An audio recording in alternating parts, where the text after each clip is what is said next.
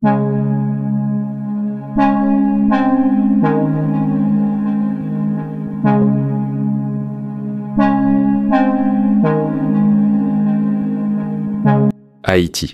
Une île qui porte en son sol une mosaïque de richesses naturelles, pétrole, or, cuivre, bauxite, calcium carbonate, même des indices d'iridium. Des trésors que peu d'Haïtiens ont vu exploiter.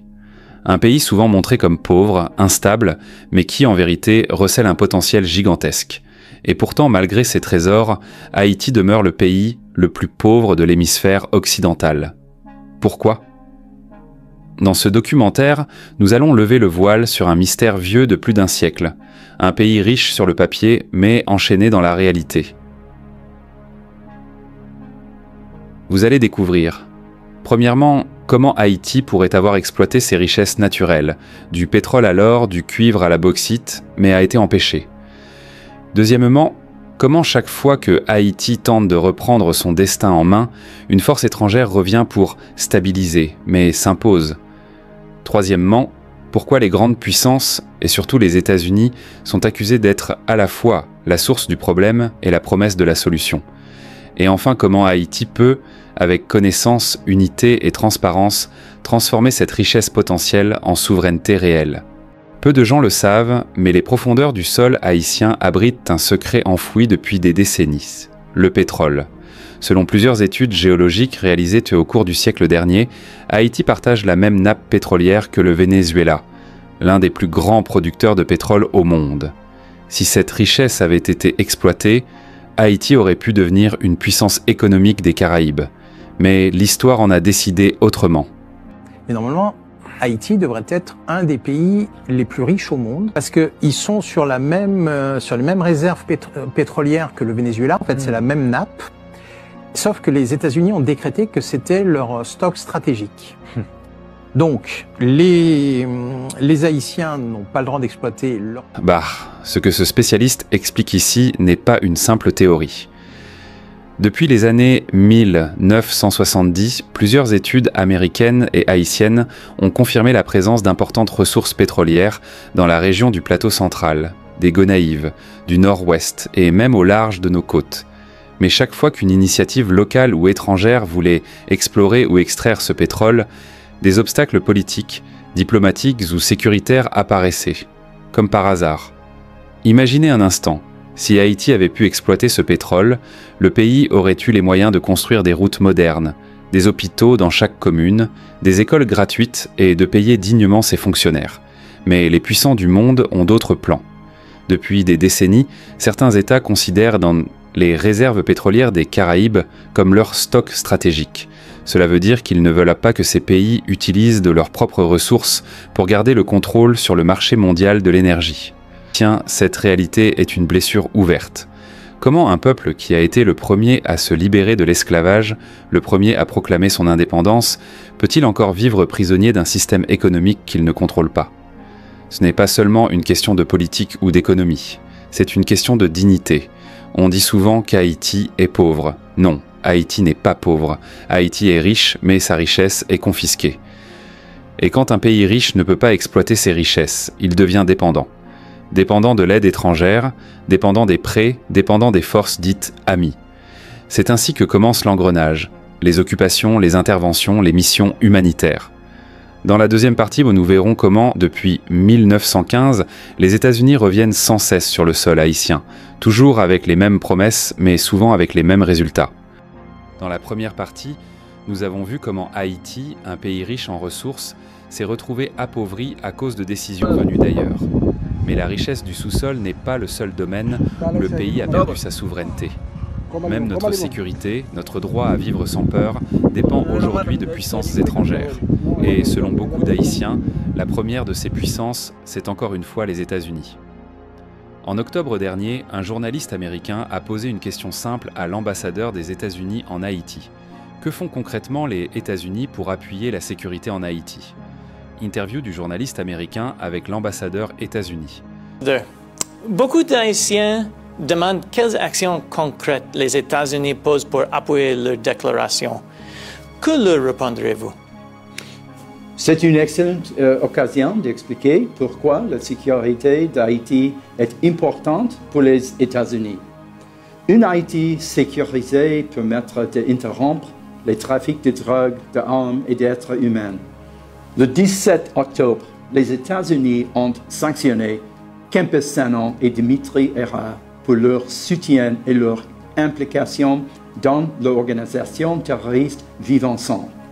Sur le papier, ces paroles semblent nobles, mais dans les rues d'Haïti, beaucoup de citoyens ne croient plus à ce discours, parce qu'ils voient dans une autre réalité, celle des armes américaines dans les mains des gangs.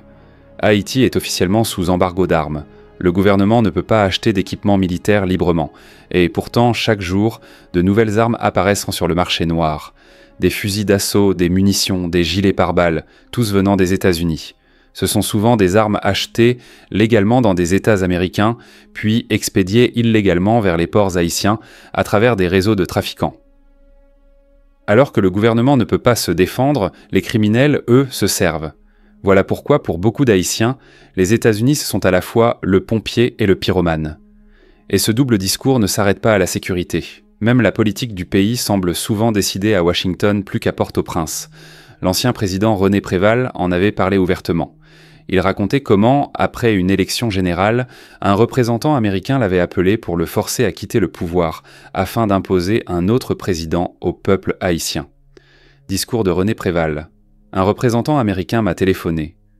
Je reçois un coup de téléphone de M. Muller, qui était le représentant, le chef de la MINUSTA, qui me dit « Monsieur le Président, c'est un problème politique, il faudra faire venir un avion pour vous évacuer. » Je dis « Venez avec votre avion, mais vous viendrez me chercher au palais, me noter, et tout le monde verra que c'est vraiment un kidnapping. » Et à ce moment-là, il a vu que je ne marchais pas dans l'opération. Et la mission de l'EA a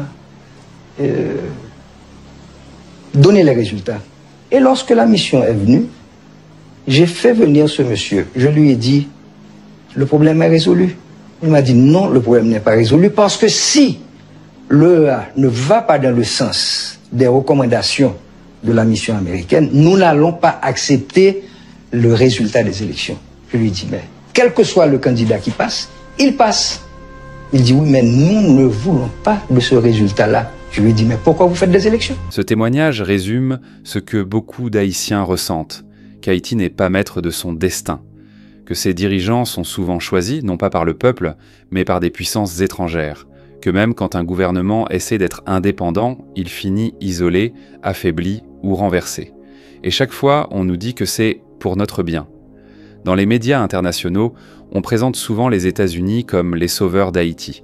Mais pour la majorité des Haïtiens, ils apparaissent comme un ami traître, celui qui sourit en public mais contrôle dans l'ombre. Celui qui parle de démocratie mais choisit les présidents. Celui qui parle de sécurité mais dont les armes nourrissent les gangs. Et pendant que les puissants discutent dans les ambassades, ce sont les familles haïtiennes qui paieront le prix dans les quartiers.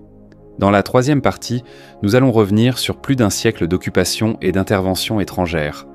De 1915 à 2025, les mêmes justifications reviennent, protéger, stabiliser, aider, mais à chaque fois la question reste la même. Qui profite vraiment? Haïti doit être dirigé par des leaders responsables, soucieux du pays et de son peuple. L'ère de l'impunité est terminée. Et Chaque fois qu'un diplomate parle de changement en Haïti, les mots reviennent responsabilité, patriotisme. Fin de l'impunité. Ce sont de beaux mots, mais sur le terrain, la réalité est bien différente. Pendant que les puissants parlent de responsabilité, les familles haïtiennes se battent pour survivre sans armes, sans aide, sans protection. L'ambassadeur américain actuel en Haïti. Haïti doit être dirigé par des hommes responsables, patriotes et citoyens engagés qui aiment leur pays. L'ère de l'impunité est terminée. La force de répression des gangs est quasiment opérationnelle. Elle mettra fin à l'impunité. De l'extérieur, ces paroles sonnent bien. Mais pour la majorité des Haïtiens, elles résonnent comme une promesse déjà entendue 100 fois. Parce que sur le terrain, l'impunité continue. Les criminels circulent librement pendant que les innocents vivent barricadés. Les quartiers se vident, les écoles ferment et l'État semble absent. Alors, le peuple, lui, s'organise à sa manière. Groupe d'Haïtiens chantant, machette en main. Cette image vaut 1000 discours. Ces gens n'ont ni blindés, ni fusils, ni appuis internationaux. Ils ont juste leur courage. Et des machettes. Ce n'est pas une provocation, c'est un cri de dignité. Le peuple haïtien dit au monde, si personne ne nous défend, nous le ferons nous-mêmes. Et pendant que le peuple se bat pour sa survie, les anciens dirigeants des grandes puissances reconnaissent, parfois à demi-mot, que ce sont souvent les élites qui oppriment, pendant que le peuple paie le prix. Il faut constamment soulever les va-nu-pieds contre les gens à chaussures et mettre les gens à chaussures en état de s'entre-déchirer les uns les autres. C'est la seule façon pour nous d'avoir une prédominance continue sur ce pays de nègres qui a conquis son indépendance par les armes. Déclaration choquante qu'on attribue à un ancien président américain. Derrière cette phrase, tout est dit. Les gens à cravate, ce sont les élites politiques et économiques, ceux qui vivent dans la sécurité, loin des balles, des coupures de courant et de la faim. Et les vaniteux, ce sont les peuples qu'on manipule avec de beaux discours. Oui, les États-Unis parlent d'impunité, mais depuis des décennies, l'impunité commence justement là où le pouvoir se cache, dans les bureaux climatisés, les ambassades et les conseils d'administration. Haïti n'a pas besoin qu'on lui parle de responsabilité, Haïti a besoin qu'on la laisse être responsable, qu'on la laisse choisir ses dirigeants, qu'on la laisse gérer ses ressources, qu'on la laisse construire son avenir sans tutelle, sans chantage, sans peur. Le peuple haïtien ne demande pas la charité, il demande le respect. Et ce n'est pas nouveau au point historique. Depuis plus d'un siècle, Haïti vit sous des formes différentes d'occupation, militaire, politique, économique. Des troupes débarquent, repartent, reviennent, toujours avec la même promesse, sauver Haïti. Mais si depuis 1915 jusqu'en 2025, nous avons connu 5 interventions étrangères, pourquoi notre situation continue-t-elle d'empirer? C'est ce que nous allons voir dans la prochaine partie. Les occupations américaines et la grande illusion de la stabilité. Haïti, ce pays de nègres qui a osé briser ses chaînes, il représente une menace. Pas une menace militaire, non, une menace symbolique. Une révolte réussie contre les maîtres blancs, un peuple noir qui se gouverne lui-même, voilà qui trouble l'ordre du monde. Voilà qui pourrait réveiller les 28 millions de nègres d'Amérique. Alors, nous devons agir. Diviser les riches et les pauvres, opposer les va-nu-pieds aux élites, financer les uns, affamer les autres, offrir des miettes et surveiller les graines, réécrire leurs lois, contrôler leur monnaie et surtout, leur faire croire qu'ils sont libres. Et lorsque ce ne sera plus suffisant, nous reviendrons avec les bottes, les fusils et la croix. On dira que c'est pour leur bien. On parlera de démocratie. Le 28 juillet 1915, un navire de guerre américain est accosté à Port-au-Prince. À son bord, des centaines de soldats américains venus officiellement assurer une mission visant à rétablir la paix et l'ordre en Haïti. Mais en réalité, la mission a d'autres objectifs. Occuper le pays et s'accaparer de ses finances publiques pour le compte de banquiers new-yorkais. Pendant 19 ans d'occupation, les massacres, les viols et les exactions de toutes sortes contre la population haïtienne sont monnaie courante.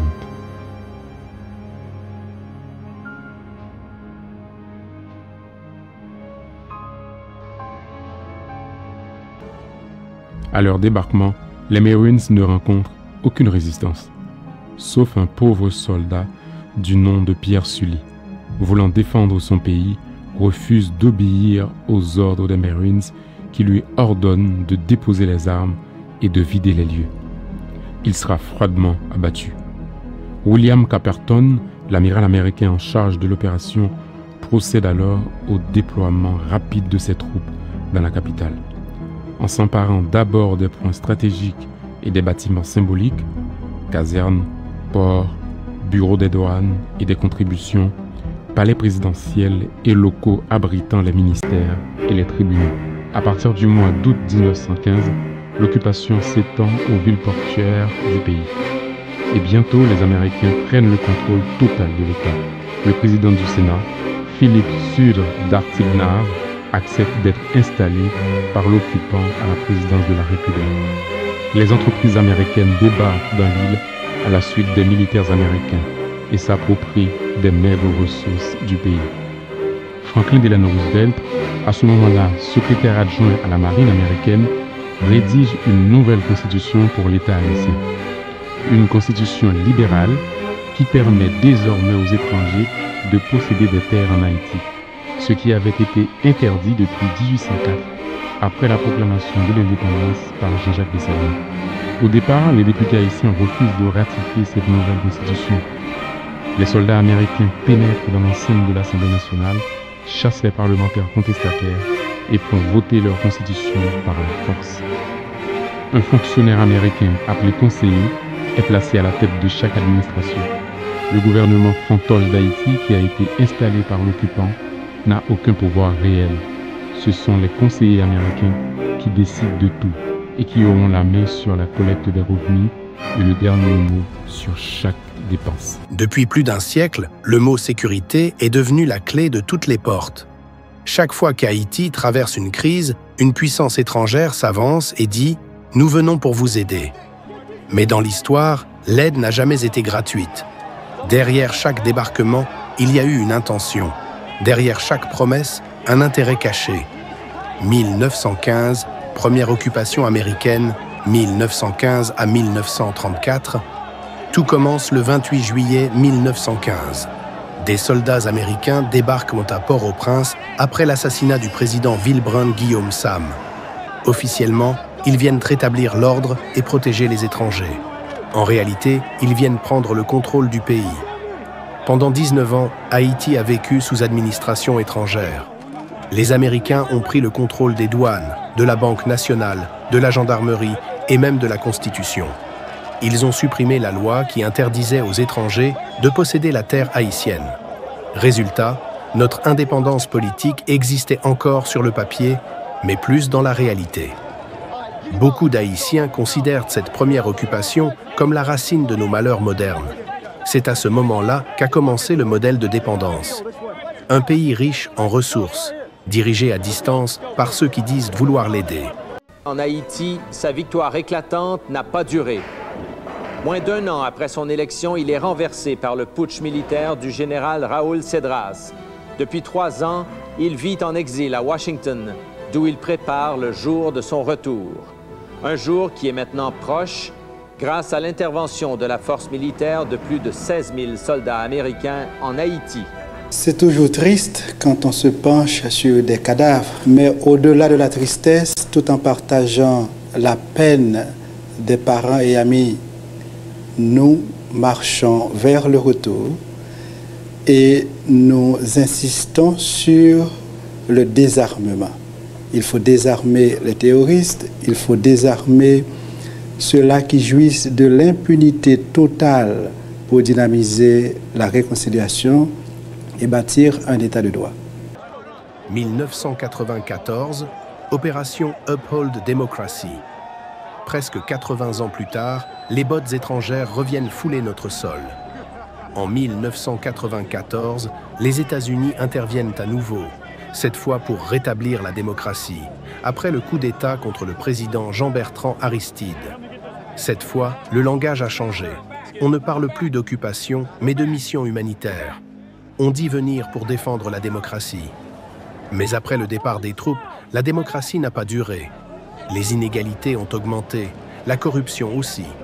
Et les Haïtiens ont compris que les élections ne suffisent pas quand le pouvoir se décide ailleurs. On nous a rendu un président, mais pas la souveraineté. 2004, la chute controversée d'Aristide. 10 ans plus tard, en 2004, l'histoire se répète. Le même président, Jean-Bertrand Aristide, est à nouveau renversé. Mais cette fois, c'est sous la surveillance directe des puissances occidentales. Aristide dira plus tard qu'il a été enlevé par les États-Unis. Washington dira qu'il a démissionné. Qui dit vrai? Peu importe la version, le message est le même. Quand un président haïtien ne rentre plus dans le cadre voulu, il disparaît. Et à chaque départ forcé, Haïti plonge un peu plus dans la dépendance. Les Haïtiens ne détestent pas les étrangers. Ils détestent l'hypocrisie. Celle qui parle de démocratie d'une main et qui tire les ficelles de l'autre. 2023 à 2024, la mission kenyane. Un nouvel espoir. Après des années de silence, le monde s'agite à nouveau. En 2023, une nouvelle mission internationale est annoncée. La force multinationale de soutien à la sécurité, dirigé par le Kenya. Encore une fois, on promet d'aider Haïti à combattre les gangs. Le peuple espère, mais doute. Car depuis 1915, toutes les interventions se ressemblent. Beaucoup d'argent dépensé, beaucoup de discours, peu de résultats. Les gangs se renforcent pendant que la police manque de moyens. Et au final, ce sont toujours les Haïtiens qui perdent la facture, parfois même de leur vie. 2025, la force de suppression des gangs. En 2025, une nouvelle résolution de l'ONU donne naissance à une force plus armée, plus puissante, la force de suppression des gangs. Son objectif, traquer les criminels, ramener la paix. Mais les Haïtiens, eux, ne sont pas dupes. Ils ont déjà vu ce film trop souvent. Beaucoup de citoyens craignent que cette nouvelle force ne soit qu'une version modernisée des anciennes occupations. Une force de contrôle, pas de libération. Une présence armée qui protège les ambassades, mais pas les habitants. Et surtout, un moyen pour les grandes puissances de garder un pied militaire en Haïti sous le prétexte de la sécurité. Depuis plus d'un siècle, nous parlons d'intervention étrangère. Mais si Haïti reste faible, c'est aussi à cause d'un ennemi plus discret, plus dangereux et plus proche, le système. Un système qui combat les honnêtes, récompense les corrompus et ferme les portes aux vrais patriotes.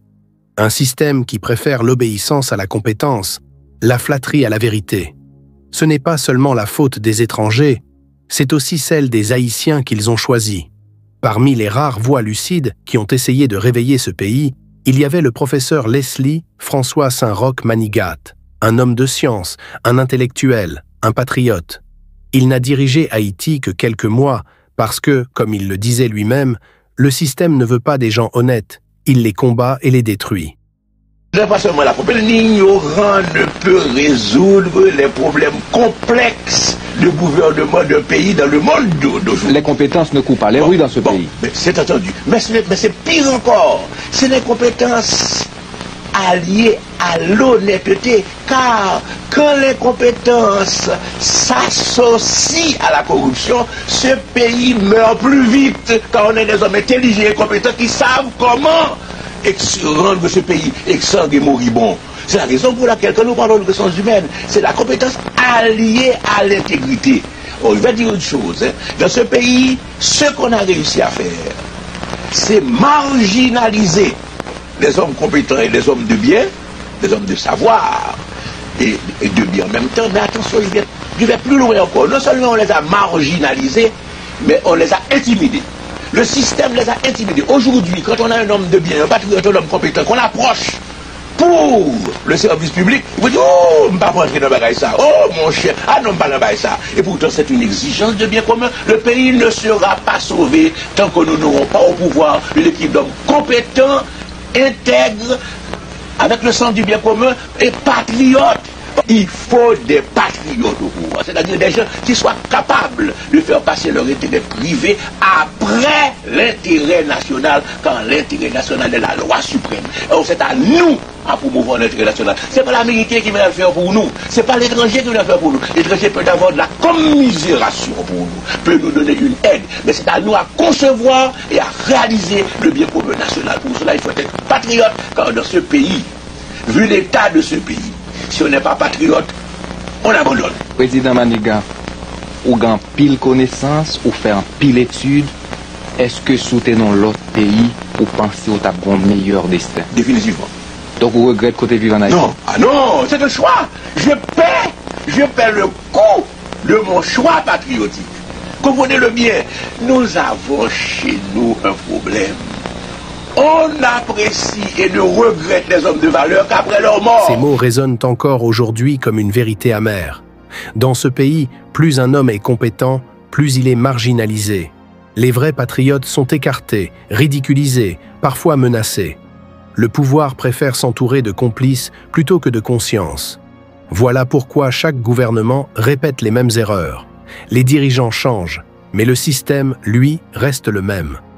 Mais d'où vient ce système? Pourquoi Haïti, le premier pays noir libre, se comporte-t-il encore comme une colonie?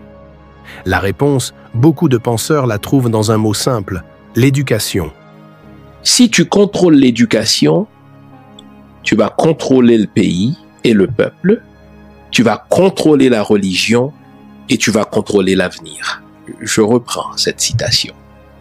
Parce qu'il faut l'avoir en tête pour comprendre comment, par la scolarisation, c'est-à-dire l'éducation formelle, mais également par l'éducation religieuse, on a tout simplement formaté l'esprit des peuples colonisés de manière à les enchaîner pour toujours. Et Joseph Shanahan, qui est je l'ai dit, un évêque catholique irlandais qui a exercé son ministère en Afrique, il a compris cela très tôt. Voici ce qu'il a dit. Et au fait, sa citation est une doctrine qui a été mise en pratique avant lui et qui est encore mise en pratique dans les pays anciennement colonisés. Il a dit ceci: si tu contrôles l'école, tu contrôleras le pays et le peuple, tu contrôleras du coup la religion, donc les croyances, et l'avenir des gens. L'éducation, c'est la racine de tout. Mais en Haïti, même nos manuels scolaires viennent d'ailleurs. Ce sont souvent des livres importés, écrits dans une langue étrangère, pensés pour un autre peuple, une autre histoire. Nos enfants apprennent à admirer la France, à citer l'Europe, à ignorer Dessalines. On leur enseigne la politesse coloniale, pas la fierté nationale. On forme des esprits obéissants, pas des penseurs libres. Ce contrôle éducatif n'est pas innocent. Il sert à maintenir une hiérarchie invisible. Quand tu contrôles les idées, tu n'as plus besoin de soldats. Les armes les plus puissantes ne tirent pas des balles, elles impriment des manuels. Et depuis 1804, beaucoup de puissances n'ont jamais pardonné à Haïti son audace, celle d'avoir renversé l'ordre colonial. Alors, au lieu d'envoyer des canons, elles ont envoyé des programmes scolaires. Et comme si cela ne suffisait pas, les politiciens haïtiens continuent de se former dans ces mêmes écoles contrôlées par les anciens maîtres. Ils apprennent à penser comme eux, à parler comme eux, à gouverner pour eux. Résultat, des dirigeants déconnectés de leur peuple et des décisions prises pour plaire aux ambassades plus qu'aux citoyens. Le système n'est donc pas seulement corrompu, il est programmé. Haïti n'a pas seulement besoin d'une nouvelle génération de politiciens. Elle a besoin d'une nouvelle éducation. Une éducation qui enseigne la vérité de notre histoire, la valeur du travail, la dignité du citoyen et l'amour de la patrie. Une éducation qui nous libère des réflexes coloniaux et des complexes d'infériorité. Parce qu'un peuple qui ne s'instruit pas par lui-même finit toujours par être instruit contre lui-même.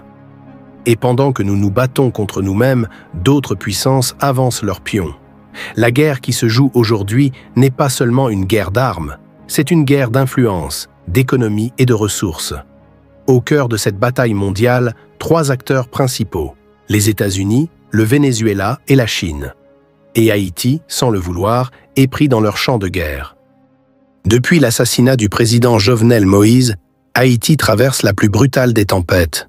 On a tenté une solution, un conseil de transition composé de 9 figures, 9 présidents intérimaires, comme on dit, imposés du dehors et présentés comme un remède.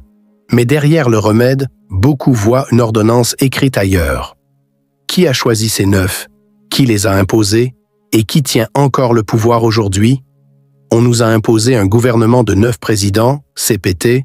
Après l'assassinat, la communauté internationale a poussé pour une solution rapide. Des organisations et États clés, ambassades, certaines organisations régionales et internationales ont soutenu la création d'un conseil provisoire de transition. L'objectif, dit-on, éviter le vide, garantir la stabilité. Pour beaucoup d'Haïtiens, le résultat a été clair. On leur a imposé des dirigeants plutôt que de leur laisser choisir. Quand une solution est imposée sans large légitimité populaire, on sème la défiance. Et la défiance se paie cash, la colère, l'absence de coopération, la fuite des institutions. Le pays quadrillé par les gangs, élections sous contrainte.